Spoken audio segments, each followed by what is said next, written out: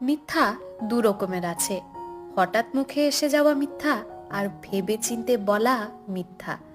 হঠাৎ মিথ্যা আপনা আপনি মুখে এসে যায়, কোনো পরিশ্রম করতে হয় না। ভেবে চিন্তে মিথ্যা বলাটাই কঠিন। এই মিথ্যা সহজে গলায় আসে না, বারবার মুখে আটকে যায়। শ্যামার মুখে অবশ্যি মিথ্যে তেমন আটকাচ্ছে না, সে গড়গড় করেই বলে যাচ্ছে এবং নিজেও খুব বিস্মিত হচ্ছে। সে কথা বলছে টেলিফোনে, ওপাশে ফোন ধরে আছে আতাউর।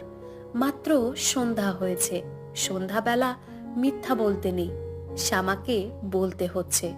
শ্যামা বলল, আপনি আমাকে চিনবেন না, আমার নাম এশা।